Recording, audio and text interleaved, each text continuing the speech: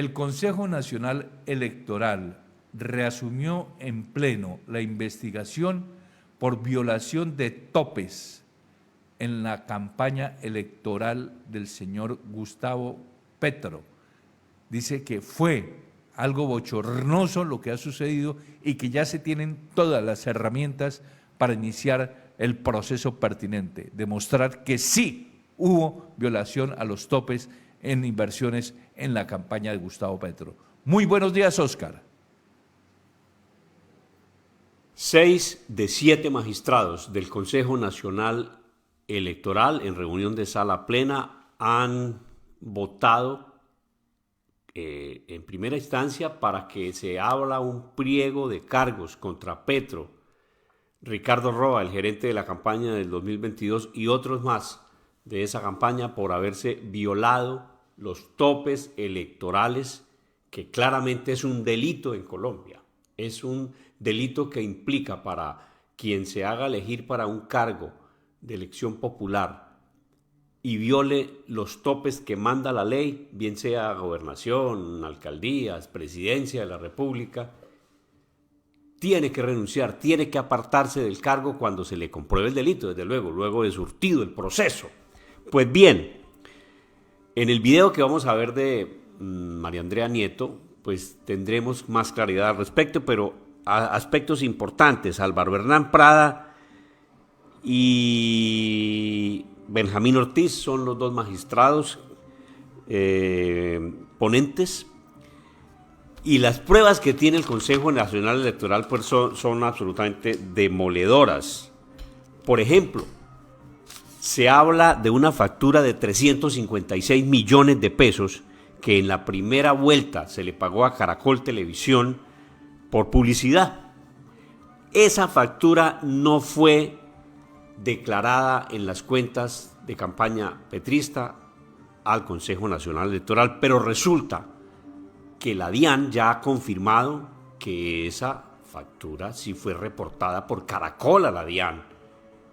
Entonces, pero el asunto, para entender el tema, básicamente es este.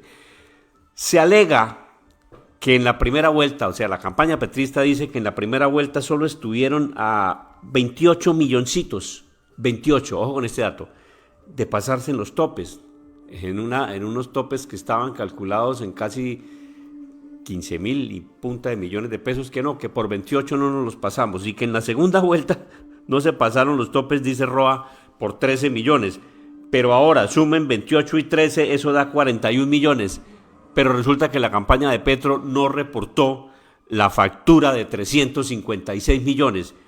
Ahí, con esa sola factura, que ya está certificada por la DIAN, está el delito.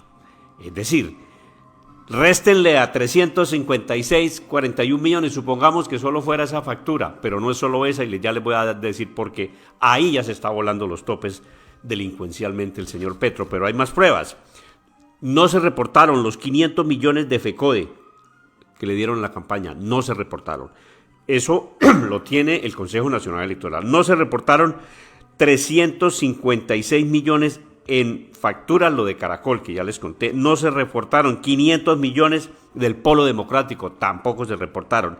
Fueron alterados los datos en 953 millones de pesos en asuntos de transporte y de logística. Así de sencillo, es decir, daba mucha más plata y se calcula que en 956 le hicieron el tumbe. Y además, otros 100 millones de pesos tampoco lo reportó Ricardo Roa cuando se clausuró la campaña, una semana antes de las elecciones. Esto fue el 16 de junio por el espectáculo en el Movistar Arena. Entonces escuchemos a María Andrea Nieto.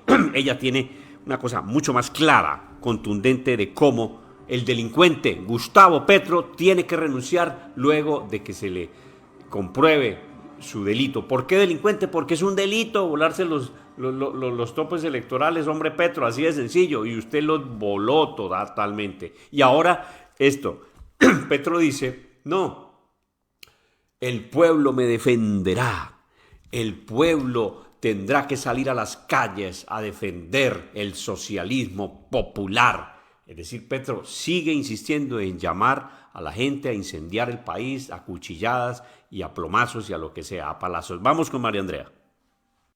Soy María Andrea Nieto y esto es El Control. Hoy le haremos el control a la violación de los topes de la financiación de la campaña de Gustavo Petro. Sí, el Consejo Nacional Electoral tiene lista la ponencia que indica que la campaña del hoy presidente de Colombia habría violado los topes permitidos por la ley. ¿Y quién dijo miedo? Petro estalló en furia y adivinen qué dijo. Incluso al presidente se le amenaza hoy por parte de una instancia administrativa de quitarle su derecho político a ser elegido. Exactamente, que el Consejo Nacional Electoral lo quiere tumbar, que le quieren hacer un golpe blando y que por eso él está convocando al Poder Constituyente a que salga a las calles para escribir una nueva constitución o hacer un referendo o al menos terminar en una reunión en un barrio. Bueno, al menos en esta oportunidad no lanzó su SOS diciendo que lo quieren tumbar, escrito en árabe, italiano, francés e inglés. El Consejo Nacional Electoral está facultado por la ley para investigar las campañas políticas o Petro, por ser Petro el poder intergaláctico, está por encima de la ley. Esto nos dijo el abogado electoralista Holman Ibáñez. Es claro que constitucional y legalmente el Consejo Nacional Electoral puede investigar y eventualmente multar al presidente de la República, a la campaña presidencial y todos aquellos que tuvieron que ver con el manejo de los recursos de esa campaña. El Consejo Nacional Electoral, a través de 2 de sus magistrados, ha presentado una ponencia para ante la Sala Plena y así evaluar si abren pliego de cargos o no. Decir que el presidente de la República está inmune a cualquier investigación del Consejo Nacional Electoral es falso. Es tanto como decir que si al presidente de la República un agente de tránsito le impone una sanción, debe ser la comisión de acusaciones quien atienda esa infracción de tránsito. De ese tamaño es. La ponencia de los magistrados demuestra que en esa campaña hubo de todo menos austeridad. Veamos los 5 puntos más relevantes del documento de más de 300 páginas. Primero, omitieron el pago en Movistar Arena para la celebración del triunfo de la campaña en la segunda vuelta, es decir, el 19 de junio de 2022 por 100 millones de pesos. Segundo, omitieron el pago de los testigos electorales por la suma de 177 millones de pesos. Tercero, omitieron el pago por el servicio de transporte aéreo, en donde el documento textual dice que, de conformidad con la información allegada al plenario por la empresa Sociedad Aérea de Ibagué SADI, se detallan 10 bitácoras de vuelo equivalentes a 14 permisos aéreos operados desde el 1 hasta 19 de junio de 2022. Se conoció también que en la lista de pasajeros de dichos desplazamientos aéreos iban puras personalidades decentes del cambio, como Roy Barreras, Alfonso Prada, Armando Benedetti, el coronel Feria, Laura Sarabia y el presidente Petro. Cuarto, omitieron el pago de los testigos electorales que aportó la Colombia Humana por 530 millones de pesos. Y quinto, omitieron los aportes del sindicato de la USO por 600 millones de pesos. En resumen, omitieron la bobada de reportar gastos por 2.150 millones de pesos. El Consejo Nacional Electoral deberá votar esa ponencia para determinar si sí o si no se violaron los topes y por eso es la pataleta de Petro, entre otras cosas, porque se podría demostrar que al haber violado los topes de la campaña, pues su elección sería ilegítima y en ese caso, la Comisión de Investigaciones de la Cámara de Representantes, que es el órgano que investiga a los presidentes de Colombia, le podría iniciar un juicio político. El que sí es insostenible es el decente presidente de Ecopetrol, Ricardo Roa, que fue el gerente de campaña de Petro y quien habría permitido pues toda esta violación de los topes de campaña. Lo cierto es que el presidente Petro no está por encima de la ley, aunque él lo quiera, y el Consejo Nacional tiene la facultad de investigar esa y todas las campañas.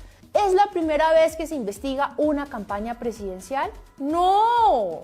De hecho, la campaña de Juan Manuel Santos terminó con su gerente de campaña, Roberto Prieto, en la cárcel. Entonces, ¿cuál golpe blando? Y lo mismo pasó con Ernesto Samper. con su tesorero de campaña, Santiago Medina, que terminó en la cárcel por recibir plata a los narcos del cartel de Cali. Así que veremos cuál es el final del gerente de la campaña de Petro, el decentísimo Ricardo Roa, que repito nuevamente, que está esperando para renunciar a la presidencia de Ecopetrol.